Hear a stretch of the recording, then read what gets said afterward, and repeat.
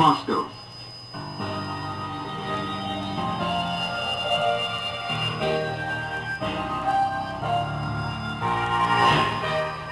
We came to the World Service of the Voice of Russia.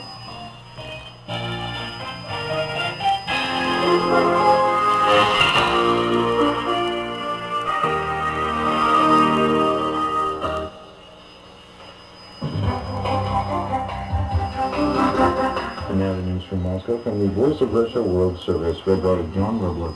Here are the headlines. The Muslim Brotherhood of Egypt will only agree to the complete removal of Hosni Mubarak. The European Union stands ready to assess Egypt. And President Dmitry Medvedev unveils monument to Boris Yeltsin. Those are the headlines. Now the news in full. Egypt's largest opposition movement, the Muslim Brotherhood, expressed the need to continue mass protests across the country and hold them until the final fall of the regime of President Hosni Mubarak. The newly established government, led by Ahmed Shafikov, called Muslim Brotherhood, not only does not recognize, but considers the current government and Hosni Mubarak a contempt for the will of the people. At the same time, they welcome the position of the army, who decided in their own words to be close to the people and act as an integral part of the country. Muslim Brotherhood wishes to convince Egyptians to not stop the widespread demonstrations as long as the regime is still in power. The president, the ruling party, the government, and the parliament will not go away, according to the Muslim Brotherhood. The European Union stands ready to support the Egyptian people in the country's transformation process, taking into account the subsequent developments. Such a resolution was adopted in Brussels at the Council of EU Foreign Ministers. The EU Council recognizes the fair democratic aspirations and the discontent of the Egyptian population. Actions must be taken with care, but taken immediately. Concrete and decisive actions, say the ministers. They deplored the fact that there are numerous fatalities, the injured, and those arrested in recent days in Egypt. The heads of the European diplomacy are also demanding that the authorities immediately release all peaceful demonstrators taken into custody.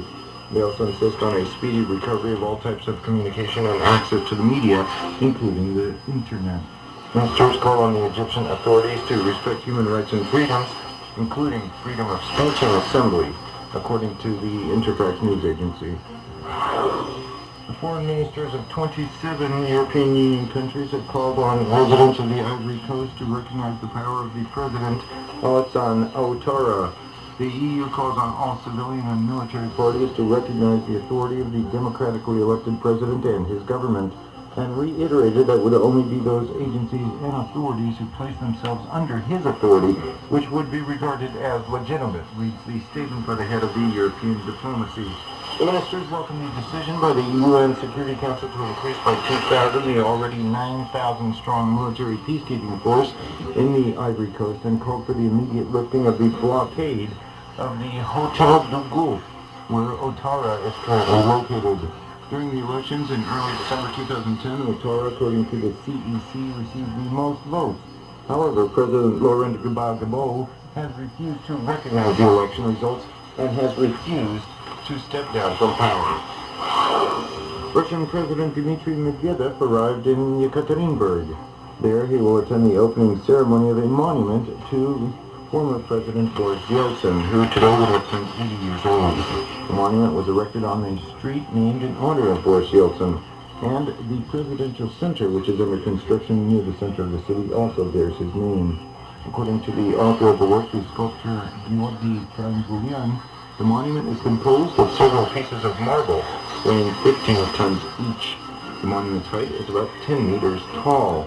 During his visit to the Sverdlovsk region, President Medvedev will hold a meeting of the Presidential Council for the Promotion of Civil Society Institutions and Human Rights. On the same day, he will return to Moscow. That was the news. Thanks for listening. Hello and welcome to another edition of Russia and the World, an update.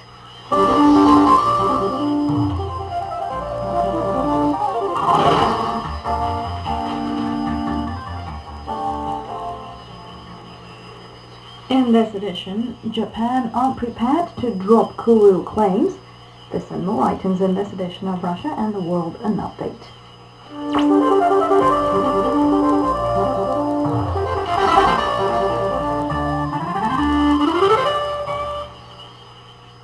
Japan has expressed profound regret over a trip to the Kurils, Kunashir, Shikotan and Iturup Islands by Russia's Regional Development Minister Viktor Basargin.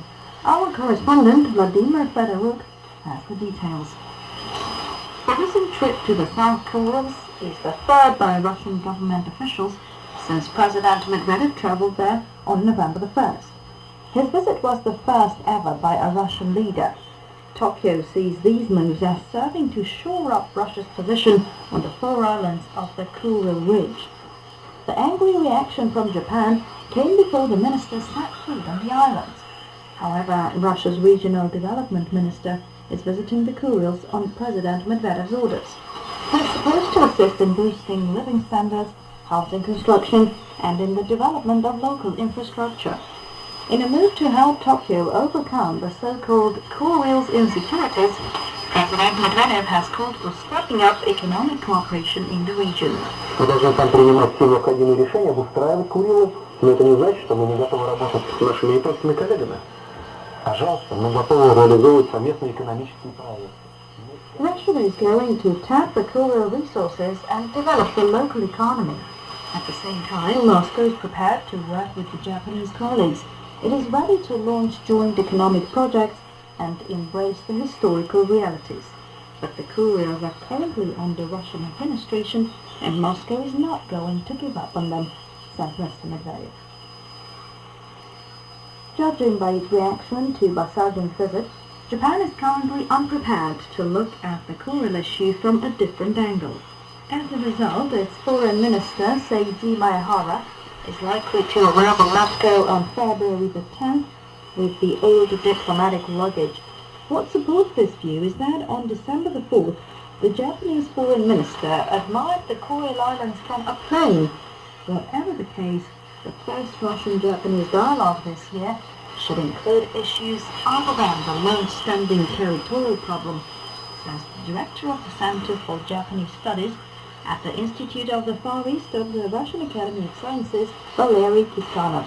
Визит министра иностранных дел в Россию, он планировался давно. Он связан с тем, что, в общем, назрела необходимость обсуждать те вопросы, которые накопились с обеих сторон. During his visit to Moscow, which had been planned long ago, the Japanese foreign minister is to address a backlog of issues crying for solution, the territorial issue included. But the territorial dispute should not push all other issues off the agenda. Russian-Japanese ties extend far beyond the problem of territorial claims. The two sides are to tackle a far wider range of issues, and the Kuril matter should be addressed in the context of other equally important points, says Valery Kiskanov. Russia has urged Japan to take part in building a free economic zone in the Kuril Ridge as part of its plans to intensify the development of the Far East. Should Tokyo persist in holding on to the old stereotypes, it might well be outstripped by China or South Korea in their determination to offer investments, technology and workforce for the development of the Kurils. That was a report from Vladimir Fedoruk.